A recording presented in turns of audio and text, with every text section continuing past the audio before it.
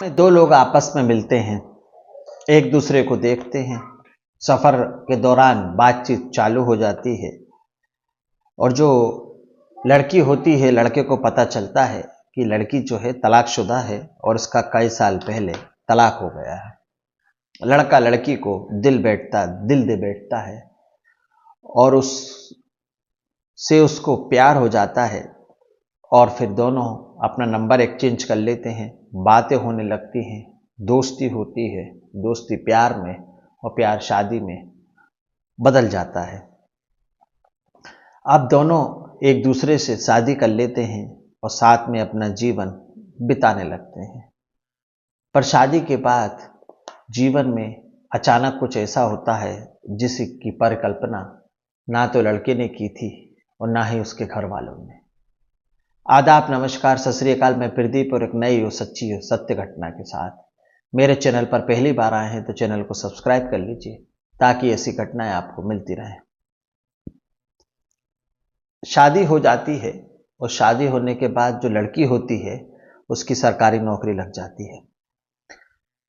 सरकारी नौकरी लगने की वजह से जो लड़के का वो हाल करती है ये आप सोच भी नहीं सकते। और मैं चाहता हूं कि आप लोग इस कहानी को पूरा सुने, समझें और अपने विचार मुझे कमेंट्स में बताएं कि इन दोनों में से कौन सही था और कौन गलत था और फिर इन दोनों को आगे जीवन में क्या करना चाहिए। दोस्तों, लड़के का नाम दीपक है और जो लड़की सामने से उसको ट्रेन में मिलती है उसका नाम कल्पना है। दीपक अपने जीवन में मेहनत मजदूरी और छोटा मोटा काम कर कर अपना जीवन गुजार रहा था। माता पिता की सेवा करता है। असल में वो पुताई और पीओपी का काम किया करता था। जो लड़की होती है कल्पना, वो भी अपनी ज़िंदगी में खुश थी, पढ़ाई लिखाई कर रही थी और सोचती थी कि सरकारी नौकरी मिल जाए तो ज़िंदगी बेहतर गुजरेगी, आराम से गुजरेगी और अब ना मेरे पति को काम करना होगा ना मुझे काम करना होगा। इस तरह से कल्पना जो होती है अपने माता पिता के होते हैं, वह लोग क्या करते हैं। कल्पना की छोटी उम्र में ही शादी करवा दी गई थी क्योंकि कल्पना के माता पिता का पहले स्वर्गवास हो गया था। अब जो शादी होती है वो ससुराल जाती है तो कुछ दिन तो सब ठीक रहता है, पर उसके पति से उसका संबंध खराब हो जाते हैं क्योंकि पति उसको मारता है, पीटता है और उम्र छोटी थी, ना समझी थी, सहनशीलता कम थी, तो ये रिश्ता चल नहीं पाता है। तो कल्पना क्या करती है कि कल्पना विचार करती है कि मैं अपने इस पति को छोड़ देती हूँ, मतलब कि उसे तलाक देकर अलग हो जाती हूँ। तलाक लेने के बाद वो अपने चाचा चाची के घर आ गई और मन लगाकर पढ़ाई लिखाई करने लगी। पढ़ाई के साथ साथ फिजिकल की भी तैयारी करने लगी, रनिंग, गोला फेंक, लंबी कूद, ऊंची कूद। इस तरीके से वह पढ़ाई भी करती, घर को भी संभालती और फिजिकल भी करती। और दोस्तों, इस तरह से उसकी ज़िंदगी गुजर रही थी, चल रही थी। तभी एक दिन वो ट्रेन में कहीं जा रही थी और ट्रेन के दौरान उसकी मुलाकात दीपक से होती है। नंबर एक्सचेंज हो जाता है और दीपक को पता चलता है कि इस लड़की की शादी हो चुकी है और 2014 में इसकी शादी हुई थी, फिर इसके बाद इसका तलाक हो गया। तो दीपक को उसकी पुरानी ज़िंदगी के बारे में सब पता था, पर दीपक को उसकी पुरानी ज़िंदगी से कोई मतलब नहीं था। वो तो एक नई ज़िंदगी उसके साथ शुरू करने के सपने देख रहा था।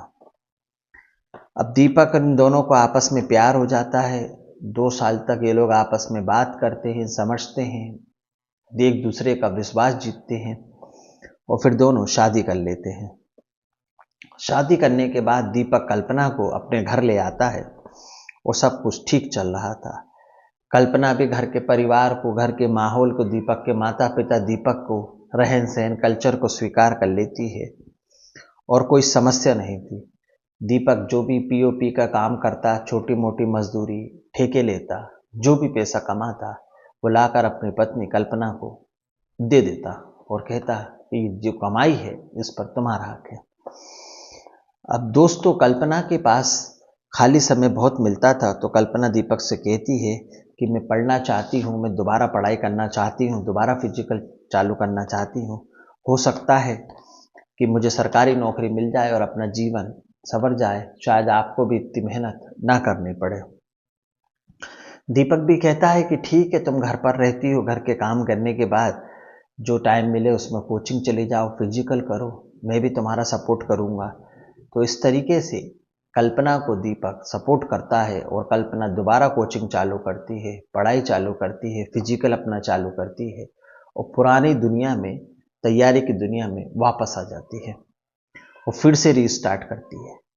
कुछ वक्त गुजरता है और भगवान की दया से और वो प्रभु के आशीर्वाद से कल्पना को नौकरी मिल जाती है और वो पुलिस में भर्ती हो जाती है। अब पुलिस में भर्ती होने के बाद वो ट्रेनिंग पर चली जाती है और दीपक जो होता है बहुत ज़्यादा खुश होता है। वो सोचता है कि चलो, एक सपना तो पूरा हुआ, धीरे धीरे मेरी पत्नी को ही नौकरी मिल गई, अब अच्छे दिन लगेंगे, अच्छे दिन आएंगे, समस्या का अंत होगा और हमारा परिवार भी ठीक ठाक हो जाएगा और शायद ही मुझे मजदूरी का काम ना करना पड़े। ये सब बातें दीपक सोच ही रहा था, अपने मन में विचार बना ही रहा था। अब दोस्तों, कल्पना ट्रेनिंग देने के लिए जाती है। ट्रेनिंग देने के बाद वो एकदम से बदल जाती है और बिहार में उसकी ड्यूटी लग जाती है। वहाँ पर अपनी ड्यूटी कर रही थी तो ड्यूटी के दौरान वो एकदम अपने आप में व्यस्त हो जाती है और ना तो दीपक को फ़ोन करती है, ना उसके माता पिता को फ़ोन करती है, ना ही दीपक से कोई संपर्क करने की कोशिश करती है। दीपक जब भी उसको फ़ोन करता तो वो कहती कि मैं ड्यूटी में व्यस्त हूँ, मैं फ्री होकर आपको कॉल करूँगी, पर कभी कॉल नहीं करती। अब दोस्तों, एक चीज़ मैं आपको बता दूं कि शादी होने के बाद इन दोनों के शारीरिक संबंध बनते हैं, पति पत्नी के संबंध बनते हैं और एक बच्चे का जन्म भी हो जाता है और वो लड़का होता है और वो वर्तमान में 4 साल का है। इसके बावजूद भी कल्पना दीपक से कहती है कि मुझे तुम्हारे साथ नहीं रहना, तुम मेरे क्लास के नहीं हो। अब कल्पना को जैसे ही नौकरी मिली वो दीपक से दूर होना चाहती थी, क्योंकि दीपक मजदूरी का काम करता था और कल्पना पुलिस में हो चुकी थी। पर कल्पना ये भूल गई कि उसको पुलिस में तैयारी करने के लिए सपोर्ट उसके पति मजदूर दीपक ने ही किया था।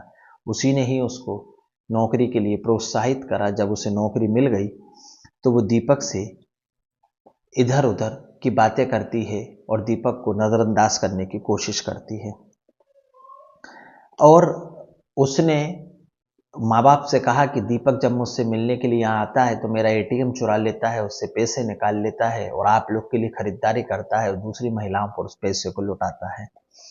मैं मना करती हूँ तो मेरी बात नहीं मानता और बार बार पैसे निकालता है और मुझे नुकसान पहुँचाता है। दीपक शुरू से इन बातों को नकार देता है, अपनी सफाई देता है और बोलता है कि जो मेरे ऊपर आरोप लगाए जा रहे हैं वह आरोप गलत हैं, सरासर निराधार हैं। मैंने ऐसा कोई काम नहीं किया, मैंने कोई चोरी नहीं की, मैं पैसे की कीमत जानता हूँ, मेहनत मजदूरी से कमाने वाला इंसान हूँ, मैं चोरी चकारी नहीं करता। और मैंने जब तुमसे शादी की थी कल्पना, उस समय तुम नौकरी में थी ही नहीं, मुझे पैसों की कोई लालच नहीं है। वो कहता है कि मैं कल्पना के साथ नहीं रहना चाहता, मैं काम करता ही नहीं हूँ और उसका कहना है कि जब ये ट्रेनिंग पर गई थी तो ट्रेनिंग के बाद से जब से आई है बदली बदली लग रही है, मुझसे सही से बात नहीं करती है। अब दोस्तों, आप लोग बताइए कि इन दोनों में से कौन सही है और कौन गलत है।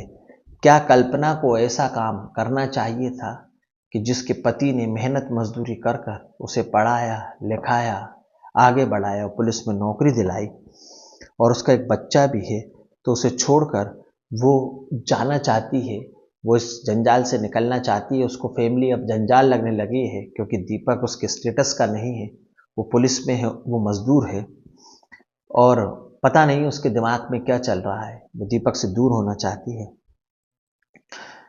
कल्पना को थोड़ी समझदारी की ज़रूरत है, उसे धैर्य से काम लेना चाहिए और आप मुझे कमेंट से बताइए कि कल्पना को क्या करना चाहिए। क्या वो दीपक को छोड़कर सही कर रही है? क्या पत्नी को जब ऐसा करना चाहिए कि जब उसे नौकरी मिल जाए तो अपने पति को वो छोड़ दे?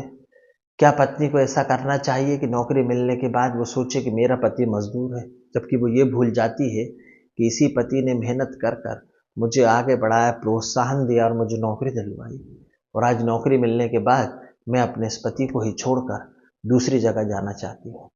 कल्पना का पहला पति से तलाक हो चुका था, दूसरी शादी उसने दीपक से की, इससे 5 साल का एक बेटा है। अब उसको भी छोड़ कर क्या वो तीसरे पड़ाव पर जाना चाहती है, ऐसा उसका विचार चल रहा है। दीपक को ये समझ में आया। इस कहानी के बारे में आपकी क्या राय है, आपके क्या कमेंट्स हैं, आपके क्या विचार हैं और उसे क्या करना चाहिए, मुझे कमेंट्स में ज़रूर बताइएगा। इस कहानी को सुनाने का उद्देश्य किसी की आत्मा को परेशान करना नहीं है, ना मान सम्मान को ठेस पहुंचाना है, बल्कि आपको सावधान करना है, सतर्क करना है। सावधान रहें, सतर्क रहें, सुरक्षित रहें और कोई भी जीवन में, अपने पारिवारिक जीवन में कोई ऐसा निर्णय ना लें जिससे कि आपको इसका खामियाजा उठाना पड़े और आपका परिवार तबाह हो जाए। कल्पना की पहली शादी से तलाक हो गया, दूसरी शादी से बेटा है, वो तीसरी शादी वो करने के विचार बना रही है और वो दीपक को छोड़ना चाहती है। क्या उसे दीपक को छोड़ना चाहिए? क्या दीपक ने उसकी मदद कर कर गलत किया? क्या नौकरी मिलने के बाद कल्पना बदल गई, ये सही है? और ये कहाँ तक सही है कि वो अपने बच्चे, परिवार और मजदूर दीपक को छोड़ना चाहती है? कमेंट्स में अपनी राय बताइएगा, मुझे आपके कमेंट्स का इंतज़ार रहेगा। कहानी अच्छी लगी तो लाइक करें, चैनल को सब्सक्राइब करें ताकि ऐसी कहानी आप तक पहुंच सकें। अगली कहानी में, अगली सत्य घटना में, एक अगले किस्से में फिर मुलाकात होगी। जब तक के लिए जय हिंद, जय भारत, जय जवान, जय किसान। नमस्कार।